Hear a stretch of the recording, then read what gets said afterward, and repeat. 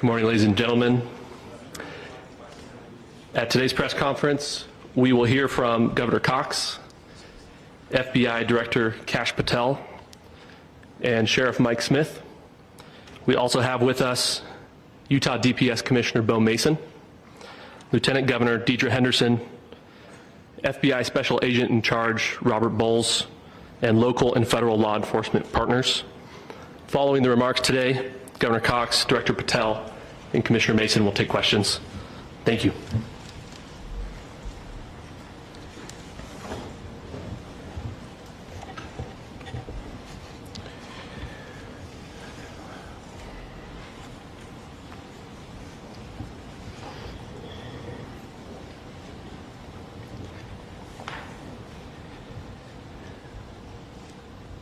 Good morning, ladies and gentlemen. We got him. On the evening of September 11th, a family member of Tyler Robinson reached out to a family friend who contacted the Washington County Sheriff's Office with information that Robinson had confessed to them or implied that he had committed the incident. This information was relayed to the Utah County Sheriff's Office and scene investigators at Utah Valley University. This information was also conveyed to the FBI. Investigators reviewed additional video footage from UVU surveillance and identified Robinson arriving on UVU campus in a gray Dodge Challenger at approximately 8:29 a.m. on September 10th, in which he is observed on video in a plain maroon t-shirt, light-colored shorts, a black hat with a white logo, and light-colored shoes. When encountered in person by investigators in Washington County on September 12th, in the early morning hours, Robinson was observed in consistent clothing with those surveillance images. Investigators interviewed a family member of Robinson who stated that Robinson had become more political in recent years. The family member referenced a recent incident in which Robinson came to dinner prior to September 10th, and in the conversation with another family member, Robinson mentioned Charlie Kirk was coming to UVU. They talked about why they didn't like him and the viewpoints that he had. The family member also stated Kirk was full of hate and spreading hate. The family member also confirmed Robinson had a gray Dodge Challenger. Investigators identified an individual as the roommate of Robinson. Investigators interviewed that roommate, who stated Robinson's roommate's device. The content of these messages included messages affiliated with the contact Tyler, stating a need to retrieve a rifle from a drop point, leaving the rifle in a bush, messages related to visually watching the area where a rifle was left, and a message referring to having left the rifle wrapped in a towel. The messages also refer to engraving bullets and a mention of a scope and the rifle being unique. Messages from the contact Tyler also mentioned that he had changed outfits. I know there's been speculation as well as to the writing on those casings, those bullet casings, and I believe we have that as well. And I'll share that with you now. So the area north of Campus Drive Road where the suspect crossed over, you saw some of that in the video that we released last night, consists of a grassy area with trees on the edge of the UVU campus. Investigators discovered a bolt-action rifle wrapped in a dark-colored towel. The rifle was determined to be a Mauser Model 98 30-06 caliber bolt-action rifle. The rifle had a scope mounted on top of it. Investigators noted inscriptions that had been engraved on casings found with the rifle. Inscriptions on a fired casing read, "Notices, bulges, capital O-W-O, what's this, question mark." Inscriptions on the 3 unfired casings read, "Hey fascist, exclamation point, catch, exclamation point." Up arrow symbol, right arrow, and symbol, and 3 down arrow symbols. A second unfired casing read, "Oh Bella Chow, Bella Chow, Bella Chow, Chow Chow," and a third unfired casing read, "If you read this, you are gay, LMAO." We are indebted to law enforcement across the state who has worked seamlessly together, local law enforcement, state law enforcement, and our federal partners with the Federal Bureau of Investigation. We're grateful for everyone who worked together in such a short amount of time to find this person and to bring justice. I want to thank the public who has been so engaged, reviewing videos, helping us with sending in tips, and helping us get to this point. I want to thank the family members of Tyler Robinson who did the right thing in this case and were able to bring him into to law enforcement as well. I especially want to thank the family of Charlie Kirk, Erica, Charlie's parents, his children. I want us to be thinking of them as we bring justice in this case. They will be involved in that justice. We will be working very closely with them as we move through this process as well. This is a very sad day for our country, a terrible day for the state of Utah, but I'm grateful that at this moment we have an opportunity to bring closure to this very dark chapter in our nation's history. With that, I'll now turn the microphone over to the Director of the FBI, Kash Patel. Thank you, Governor. This is what happens when you let good cops be cops. The FBI and our partners are proud to stand here today together to bring justice to the family of Charlie Kirk and honor his memory. I want to express my deep gratitude to President Trump, the Vice President, and the entire White House who have been so incredibly supportive with both resources and just personally to the FBI as a team.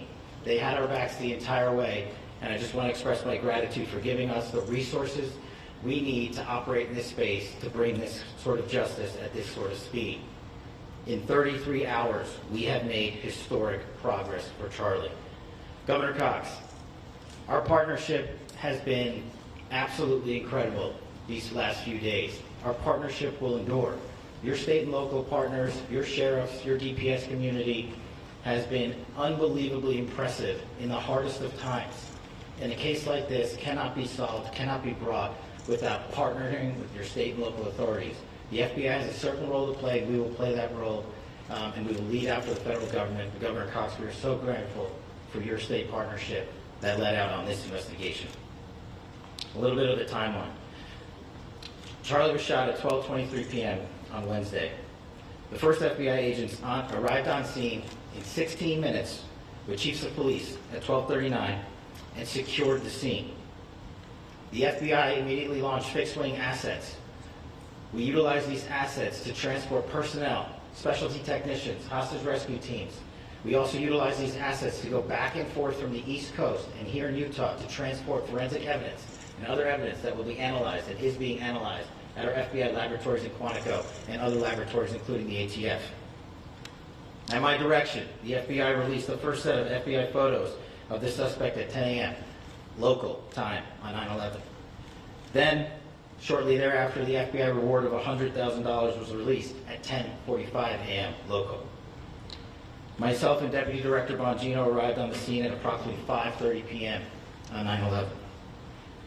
The governor led a press conference last night at approximately 8 p.m., where at my direction, the FBI released a never-before-seen video of the suspect. We also released new images to the public of the suspect. And just last night, the suspect was taken into custody at 10 p.m. local time. In less than 36 hours, 33 to be precise, thanks to the full weight of the federal government and leading out with the partners here in the state of Utah and Governor Cox, the suspect was apprehended in a historic time period. And I want to highlight what Governor Cox said. This would not have been possible without you, the media, and you, the public. That's why we went so public, so fast, and we're so transparent, and we're committed to that transparency. The crime scene, just a little bit there. It is a large crime scene. State and local authorities, along with federal authorities, processed that crime scene quickly, and I even had the ability to walk through that crime scene and walk through the steps the suspect took to learn more about what was needed and what resources we needed to bear to create a full picture for the FBI and leadership back in Washington. Furthermore, thankfully to state and local partners, forensic evidence has been seized and continues to be garnered. Forensic evidence has already been evaluated at FBI laboratories in Quantico and state and local authorities here. We will continue to process evidence as we see it, as we collect it, and we will continue to deliver to Governor Cox and his team. Last night we had a total of approximately 7,000 leads. As of this morning, thanks to your great work, we have over 11,000 leads that were called in to the FBI. And we are running out every single lead that we can. Every one of those leads will be run out. The arrest is a testament to the dedication of good law enforcement being great, and partnerships in law enforcement, which I've tried to highlight as my tenure as the director of the FBI. There is no better relationship for law enforcement than the FBI to partner with state and local authorities, and you've seen it here in these last few days. The FBI Salt Lake Field Office, along with our offices in LA, Phoenix, Denver, San Antonio, Las Vegas, Pittsburgh, Buffalo, our headquarters component in Quantico, all participate in the FBI. I want to express my deep gratitude to the employees of the FBI, the men and women, the evidence response team tacticians, the special operators, the agents, the support staff. You have done monumental work in historic time when the public, who had a right to demand such an expeditious solving of an investigation, the FBI answered that call diligently, critically important to our nation, and we delivered. And I'm proud to be their leader, and I'm proud to be the director of the FBI.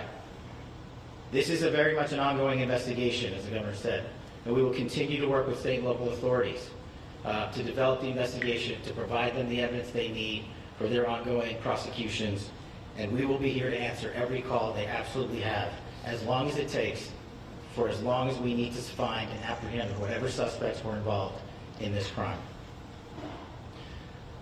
Lastly, to my friend Charlie Kirk,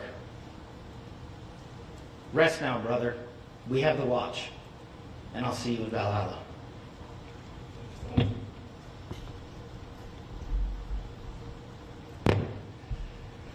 Thank you, and good morning. I would just like to take a few minutes as the sheriff to express my gratitude for everybody who has played a part in this investigation.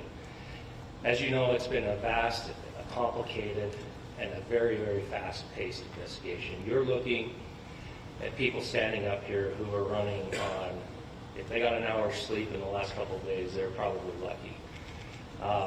It has been very taxing. It has been so impressive, speaking on behalf of the local law enforcement, to see the cooperation that we've seen in this type of case. Across the state, sheriffs, chiefs, our state partners have stepped up and have come to the call on anything that we needed. Our county chiefs have been phenomenal. Our Utah County Attorney, Jeff Gray, who's standing up here with us, has been phenomenal in leading us through this investigation.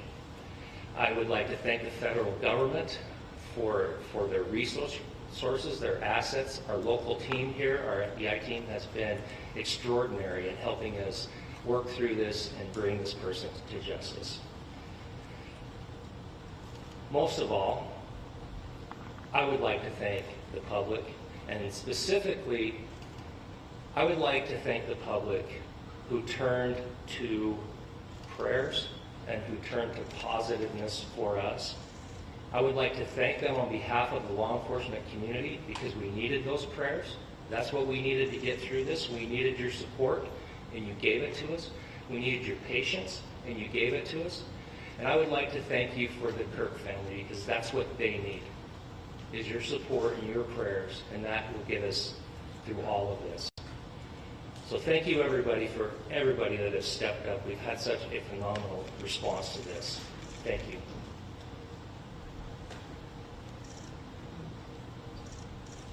I also want to give a special thanks to the Attorney General and the Department of Justice. Their unwavering support and their commitment to justice is shown true here And without AG Bondi and Deputy Attorney General Todd Blanche and the resources they brought to bear, we would not have been able to complete our mission. And I just want to say special thanks. It's an honor to be a part of the Department of Justice. Thank you again to our incredible law enforcement team who has worked so hard. Sheriff, I got a solid 90 minutes last night, so I'm probably the most well-rested person up here. Ladies and gentlemen, I get the microphone, so I hope you'll permit me